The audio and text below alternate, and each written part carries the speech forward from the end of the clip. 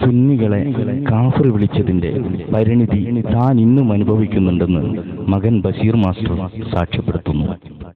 നമ്മളെ സംബന്ധിച്ചിടത്തോളം അതിൽ വികാരത്തിന്റെ പോയി വാപ്പ ഇങ്ങനെ കുറെ അട്രോസിറ്റീസ് ചെയ്തിട്ടുണ്ട്. അത് കുറെ ഞങ്ങളും അനുഭവിക്കേണ്ടി വന്നിട്ടുണ്ട്.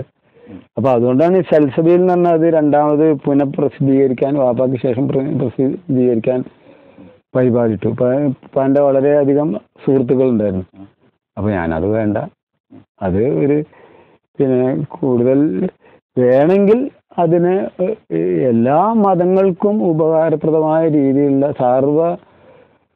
സാഹോദര്യത്തോടു കൂടിയ ഒന്നല്ലാതെ ഇങ്ങനെയുള്ള ഒരു സെക്ടേറിയൻ പരിപാടി വേണ്ട, ശരിയാവില്ല. മുസ്ലിം ഇത് മാത്രമായിട്ട് അതെ, അങ്ങനെ ഒന്നും വേണ്ട എന്ന്. ഇപ്പൊ വിദ്യാഭ്യാസം, ആരോഗ്യം, കൃഷി പോലുള്ള ഈ പൊതുവായ കാര്യത്തിനുള്ളതല്ലെങ്കിൽ അപ്പൊ അതിന് അവർക്കും താല്പര്യമുണ്ട്. അവർ പിന്നെ ഇപ്പാന്റെ അനുയായികൾ. അപ്പൊ അതുകൊണ്ട് ഞാൻ പറഞ്ഞത് പറ്റില്ല. അപ്പൊ ഞാൻ മാത്രമേ അതിന് എൻ്റെ ഉപ്പാന്റെ മക്കളിലൊക്കെ എല്ലാവരും കൂടിയും കൂടിയിട്ട് ഞാൻ മാത്രമാണ് അത്